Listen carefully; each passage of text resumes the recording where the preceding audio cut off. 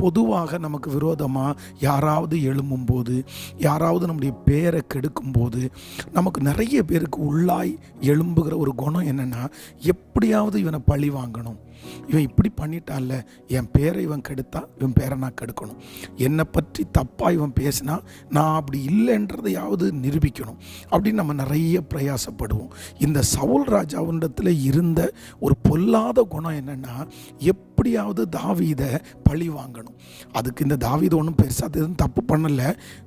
அவருடைய மறைமுகமாக அவர் செஞ்சது இவர் தப்பாக நினச்சிட்டு பழிவாங்க துடித்து தன்னுடைய ராஜ்ய பாரத்தையே இழந்த ஒரு மனுஷன்தான் சவுல்.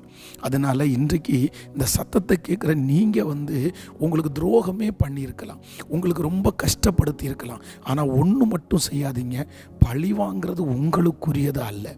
ஏசப்பா நமக்கு சொல்லியிருக்கிறாரு, பழி வாங்கிறது அவருக்குரியது, எனக்குரியது.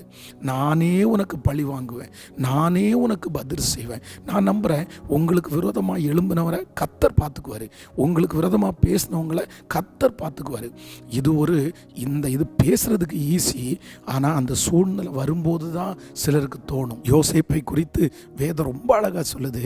தன்னுடைய சகோதரர்கள் அவ்வளோ விரோதமாக பண்ணாங்க, ஆனால் அவன் பழி வாங்கவே இல்லை.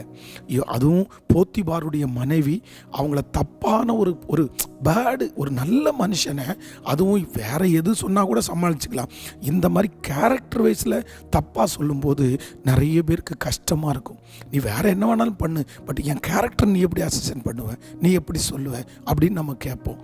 அந்த மாதிரி சொன்னதுக்கப்புறம் கூட யோசேப்பு பழி வாங்கவே இல்லை.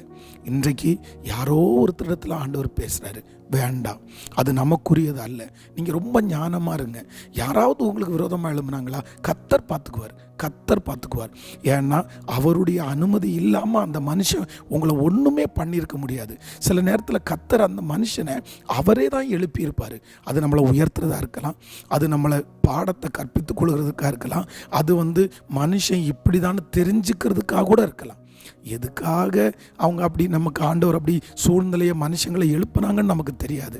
அதனால ஒருவேளை உங்கள் மனசில் இப்படி எனக்கு துரோகம் பண்ணவங்களை நான் விடமாட்டேன், இப்படி என் பேரை கெடுத்தவனை விடமாட்டேன் அப்படின்னு மனசில் யாருக்கு இருந்தாலும் ஏசப்பா இன்னைக்கு நேருக்கு நேர் உங்களோட பேசுகிறார். வேண்டாம், பழி வாங்கிறது உனக்குரியது அல்ல, விற்று ஞானமா எத்தனை பேர் எழும்பினாலும் இனி சாகிற வரைக்கும் நீங்கள் எடுக்க வேண்டிய பெரிய முடிவு என்னன்னா, நான் பழி வாங்க மாட்டேன்.